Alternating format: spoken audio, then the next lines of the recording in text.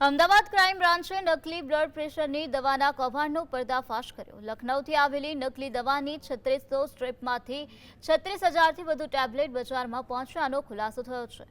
એક ગ્રાહકને દવાની ગુણવત્તા પર શંકા જતા મામલો ફૂડ એન્ડ ડ્રગ્સ વિભાગ સુધી પહોંચ્યો અને તપાસમાં દવા નકલી હોવાનું સામે આવ્યું। અમદાવાદની મેડિકલ દુકાનોમાંથી 12,000 જેટલી ટેબ્લેટ જપ્ત કરવામાં આવી છે। પાર્શ્વ મેડિકલ એજન્સીના માલિક દર્શિલ સંઘવી સહિત લખનૌના 2 આરોપીઓની ધરપકડ કરવામાં આવી।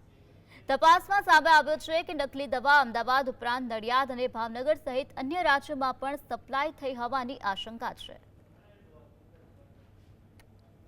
રીતે ફૂડ એન્ડ ડ્રગ અમારા વિભાગમાં અમારા ઇન્સ્પેક્ટર છે, રેગ્યુલર ચેકિંગ અને રેગ્યુલર ઇન્સ્પેક્શન્સ બધા ચાલુ જ હોય છે। માર્કેટમાંથી રેન્ડમ સેમ્પલિંગ પણ રેગ્યુલર થતા જ હોય છે અને સેમ્પલિંગમાં જ્યાં પણ ધ્યાનમાં આવે કે અહીંયા દવા કોઈ સ્પુરિયસ છે અથવા તો નોટ ઓફ સ્ટાન્ડર્ડ છે તો એના અન્વયે નિયમ મુજબની કાર્યવાહી થતી જ હોય છે। આ ડ્રગ જે છે પર્ટિક્યુલર, તો એ ડ્રગમાં કંપનીને ધ્યાનમાં આવ્યું કે એની દવા ડુપ્લિકેટ છે। અત્યારે એના કન્ટેન્ટ બાબતે અમે ઓલરેડી સેમ્પલ લઈને મોકલી આપેલા છે અને જ્યાં પણ ધ્યાનમાં આવે છે ત્યાં કડક અને સખત કાર્યવાહી કરવામાં આવે છે।